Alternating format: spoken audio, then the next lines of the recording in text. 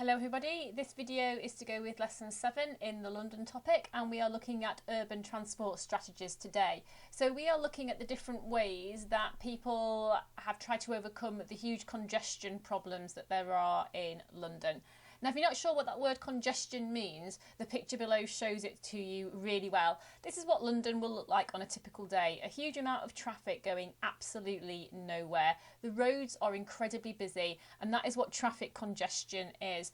So add that to just the pure amount of people that live in London, and even a pedestrianised area that just allows buses will often look like this. It is incredibly difficult to get around, and that leads to all kinds of problems. So we've just got 3 little questions here for you to have a go at. So pause the video and just try to answer those for me, please.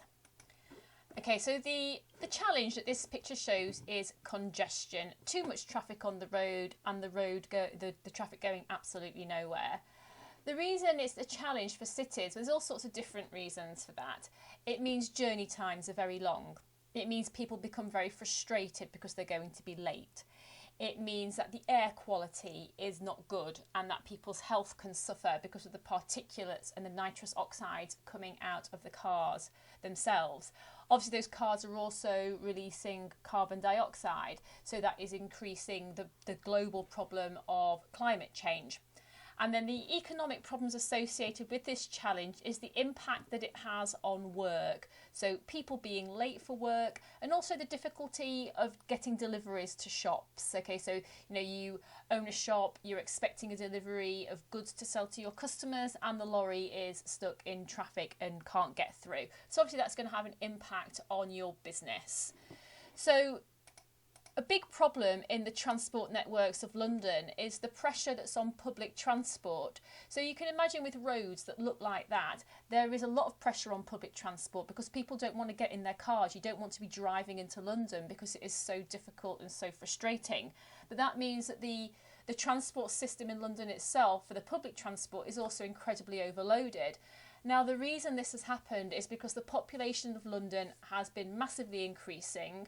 People are going to travel into London from the surrounding areas, so Kent, Essex, Surrey, those places around London, that if you remember that lesson on where people live in the UK, that area of the southeast and that area around London is very densely populated, but a lot of those people are commuting into London for work, and they're using public transport to be able to do that. So they may be using the overground railway, and then when they get into London, they're getting on the underground. So the transport networks that were built in London are now simply overloaded. Nobody imagined that you would be using or have that many users on those transport systems. So people are driven onto the public transport for these reasons here. Very limited space to park in London if you drive, and the parking that there is very, very expensive. There's that traffic congestion, there's those long journey times, and there's also something called the congestion charge. And the congestion charge, if you've never heard of it, is a charge of money that you have to pay if you take your car into London during the week, during the daytime. Okay, and it's expensive. It's £11.50 a day, and we're going to be having a little bit of a closer look at that throughout the lesson. Now, there's just a little activity I'd like you to have a go at here, and that is to see if you can manage to match up these numbers to these different issues. Okay, private cars, kilometres underground, car ownership and black cabs. So just see if you can match those up. Just pause the video for a little moment.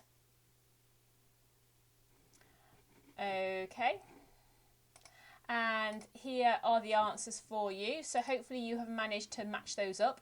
And it's worth just pointing out this thing here about the traffic congestion and the high levels of pollutants. London, as all major cities, has targets to reach regarding air pollution because there are legal limits to the amount of pollution that you're allowed to create. Now, those legal limits have been put in place by the European Union, and generally speaking, London overshoots the amount of pollution it's supposed to be creating each day by sort of partway through January, early February. I think it was in 2016, it only took 8 days. So on the 8th of January, we had overshot our pollution targets already. Now, obviously, we're leaving the EU, but those EU laws and EU targets have been made British law now. So those laws are still in place. So as well as the social and the economic and the health issues, there's also the environmental issues to consider of improving transport systems and why that is important. Now we are going to be looking at 3 different transport systems that are being used or have been used to try to reduce traffic congestion across London. And that is the congestion charge. Okay, so that charge you have to pay in order to be able to take your car into London. Something called Crossrail, which is a new rail line that is being built. It goes from east to west. And finally, the cycle superhighways. So the increase of trying to encourage people to use their bikes in London rather than public transport or car. So what you need to do for me is do yourself a little table like this with the different strategies down the side, and across the top you've got explaining it, so saying how it's going to reduce traffic congestion, evidence and facts and figures, and then an evaluation. And you just got these 4 little videos to watch, and if you are just using the YouTube videos, what I'll do is I'll put these links in the description below so you can just click on them. So have a watch of them, try to fill in the video, and then I'm going to go over a few extra pieces of detail that you can get written in as well.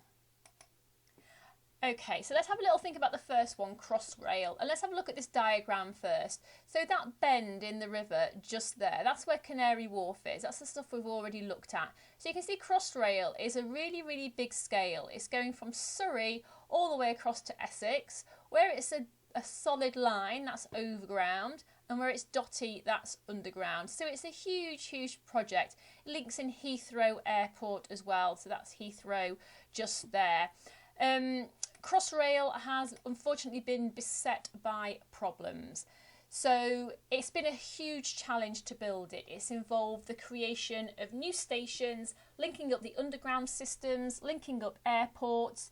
It is making London more accessible, and Crossrail has created new jobs, and a really good thing about it is that everything that's being built is accessible for disabled people. A lot of the old transport infrastructure in London is not accessible for people with disabilities, simply because when it was built, that wasn't a consideration in the same way as it is today. The idea behind it is it will bring 1.5 million people, okay, so that's a lot of people, to within 45 minutes for central London. So that is going to make commuting for those people a lot faster and a lot more efficient. However, Crossrail is really behind time and really over budget. So far it's cost 14.8 billion. In 2018, the first sections of it were supposed to open, but now, and we're in 2020, they've only just started testing them. So it is about 2 years behind where it should be. Now this does mean, because of the delay and because of the expense, extensions to it are looking doubtful now. There are plans for a second Crossrail that will go north to south. Whether or not that will ever materialise now, because the initial one is so over budget and so late, we can't say. So when it comes to an evaluation, I'm afraid it hasn't been very successful yet. We still need to wait and see. It's a really, really good idea, especially with its ability to be able to make journey times easier for disabled people and also for commuters living in Surrey and Essex, giving them an easier way to get into London, but massively over budget and massively behind time. Okay. The next one to look at is the cycle superhighways. So cycling is a great solution to congestion problems. Bikes are small, bikes don't need parking, they don't need a big car park, and they don't produce any pollution. Okay. On the negative, however, in a busy city like London, cycling can be incredibly dangerous. I used to cycle when I lived in London and I got knocked off my bike twice in that time. Luckily, I was never seriously hurt, but other people are. Now, the Prime Minister, Boris Johnson, before he was Prime Minister, he was Mayor of London, and he initiated a scheme that became fondly known as the Boris Bike Scheme. So Boris Bikes were basically bikes that were around the city centre locked up, and you put in your money, that undid the lock, and you could then use those bikes to be able to make short journeys. So the idea behind it is that would stop people from using cars or using taxis or whatever for short journeys, and would get people cycling around London. And they're still operational today. They're still being used today. Now the cycle superhighways, the idea behind them was to create a network of cycle lanes that joined up. Okay, so they joined together, because previously to that, although there were cycle lanes in London, they weren't linked together. So if you wanted to get on your bike and go from one part of London to another, part of your journey you'd be on a cycle lane, but part of it you wouldn't. And some of the cycle lanes literally just sort of stopped in the middle of the road. And so the idea behind the cycle superhighways is to link all that together. As of May 2016, only 7 cycle superhighways were put in place.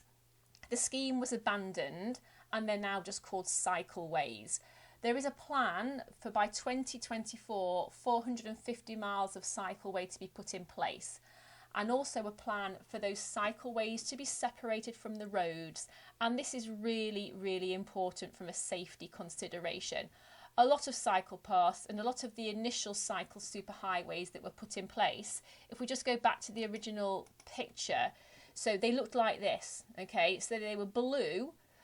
Some of the original cycleways are green, but the new super cycle highways were blue, and you can see that they are just painted onto the floor. Okay, so if it's busy, if cars are weaving around trying to get through the traffic, there is absolutely nothing at all to stop them going on those cycle paths and cyclists being killed.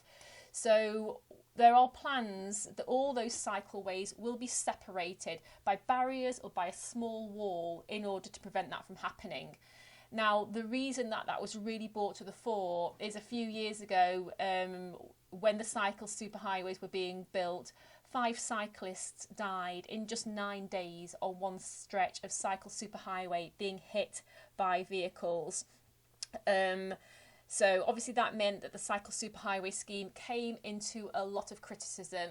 So with the evaluation, you can point that out. You can say that critics argue that there isn't enough space in the city, the roads aren't big enough to have those cycleways, and that there are problems with getting them separated.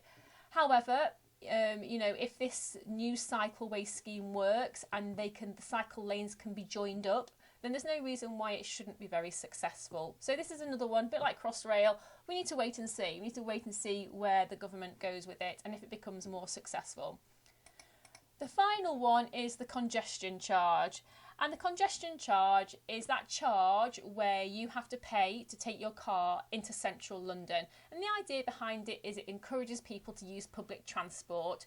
It's not cheap, the congestion charge. It's £11.50. And what you have to do is you get on the internet, you pay your charge, and then all the roads going in and out of the congestion zone have got cameras and they use number plate recognition, so you can, they know who is going in and out. Really good thing about it is the amount of money it has raised for transport improvements, so 1 billion, okay, and those have gone into transport infrastructure projects like Crossrail. The congestion charge has been expanded. Okay, so between 2007 and 2011, it was expanded out into West London. And there's no doubt that it has reduced the amount of private cars on the roads. The thing is, the congestion charge has come along at the same time as a huge increase in the population of London. So even though you can say there are fewer private cars on the road, journey times are actually unchanged. Journey times haven't been made any better because there's still all the taxis, there's still all the delivery lorries, there's still all the buses, there are still some people driving their cars into London, there's still all the pedestrians, okay? So the roads are still incredibly busy. Also, when there was the expansion, it did show that businesses in the area saw a decline because of the congestion charge. So you can imagine, if you own a business in that area and you need to get a delivery from a lorry, that lorry has still got to go into the congestion zone. There is nothing that can be done about that. So that puts an extra charge on your business and has an effect on the business that you might be getting and you might be creating. So what I would like you to do is a little review, please, of all those different strategies. And I'd like you to think about which you think is the best strategy between the three and why you think that. And also do a bit of comparison work. Don't just say why you think the one that you think is good. Bring in the other ones as well. So if you think the congestion charge is the best solution, explain what is good about the congestion charge, but then go to the other ones and say why you think they're not so good. Now, the information that we have gone over here in an exam situation could be based for a 6 marker or a 9 marker. If you get a 6 marker, it's likely that you would only need to write about one urban transport scheme, so you could choose one of the 3. If it was a 9 marker, the question would probably say schemes, okay, as you can see here. So you would need to make sure that you wrote about more than one. So if you want to have a little go at that 9 marker, you can always send a copy of it for me to have a look at, and you will simply write your introduction, say where you've studied and which ones you were going to write about. And it's a nice easy 9 marker really. It's simply what are the good things about those strategies you're writing about, what are the bad things about them, what I mean is it hasn't worked, and overall if you think that they have been effective, do you think they are working and why? So there's no real trick to this one, because what you're doing is you are evaluating the effectiveness. So what that means basically is you are saying, are they working? And as we can see from the information we've been through on the tables, there are both good things and bad things. Okay, so just to finish off, there's just some little review questions. So I will leave you with those to do. The answers will pop up after each question. Okay, so if you've already done this on Microsoft Teams, you don't need to go over it again. But if you haven't, if you're just using the video, then you can just have a little look at these. Okay. As always, if there's any questions, do contact your geography teacher and we'll try and help you. And I'll just leave you with these review questions.